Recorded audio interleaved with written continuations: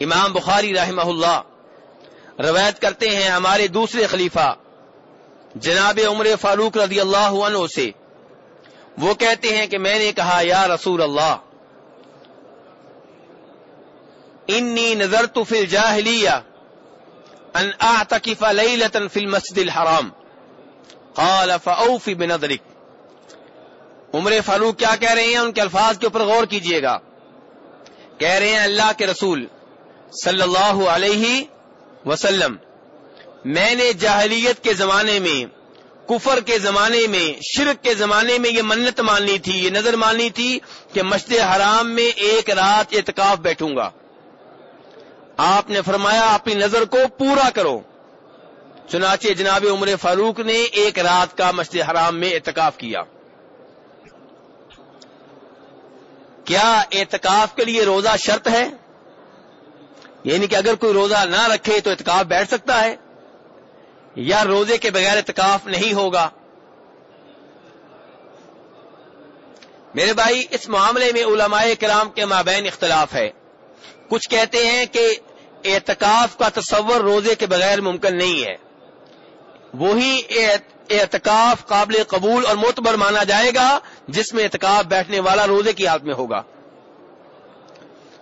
اور دوسرے علماء کرام کہتے ہیں نہیں بھئی، اعتکاف مستقل عبادت ہے، روزے مستقل عبادت ہیں، دونوں کا آپس میں کوئی تعلق اور واسطہ نہیں ہے۔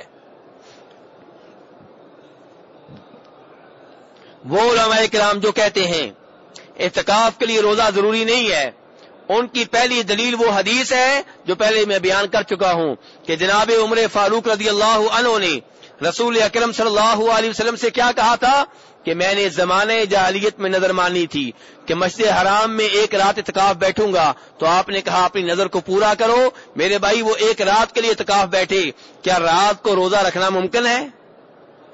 اس کا مطلب یہ ہے کہ روزے کے بغیر بھی اعتکاف کا تصور موجود ہے۔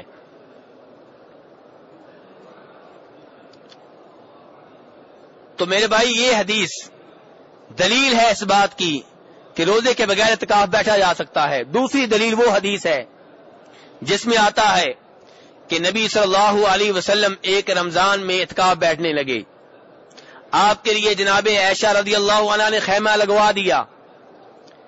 جب اللہ کے رسول کا خیمہ لگا، جناب عائشہ نے اللہ کے رسول سے اجازت مانگی کہ میں بھی آپ کے ساتھ اعتکاف بیٹھنا چاہتی ہوں، آپ نے اجازت دے دی، جناب عائشہ کا بھی خیمہ لگ گیا۔ کتنے خیمے ہو گئے؟ 2۔ تیسرے نمبر پہ آپ کی ایک اور بیگم جناب حفصہ رضی اللہ عنہا نے بھی خیمہ لگا لیا۔ چوتھے نمبر پہ آپ کی ایک اور بیگم جناب زینب بنت جحش نے بھی خیمہ لگا لیا۔ نبی صلی اللہ علیہ وسلم جب صبح کی نماز پڑھ کے اعتکاف بیٹھنے کے لیے خیمہ میں داخل ہونے لگے، دیکھا کئی خیمے لگے ہوئے ہیں۔ آپ نے کہا یہ کیا؟ بتایا گیا ایک خیمہ جناب عائشہ کا ہے، دوسرا جناب حفصہ کا ہے، تیسرا جناب زینب بنت جحش کا ہے رضی اللہ تعالی عنہن۔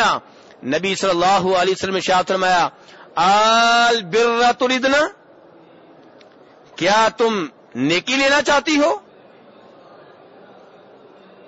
یعنی کہ نبی صلی اللہ علیہ وسلم اس اندیشے میں مبتلا ہو گئے کہ ان کا پروگرام اتنا عبادت کا نہیں ہے جتنا چکر ہے کس چیز کا؟ غیرت کا، جتنا چکر ہے اللہ کے رسول صلی اللہ علیہ وسلم کے قریب ہونے کا۔ یعنی کہ ہر بیوی چاہتی ہے میں خاوند کے ساتھ اعتکاف بیٹھوں، ہر بیوی چاہتی ہے مجھے اللہ کے رسول کا قرب مل جائے۔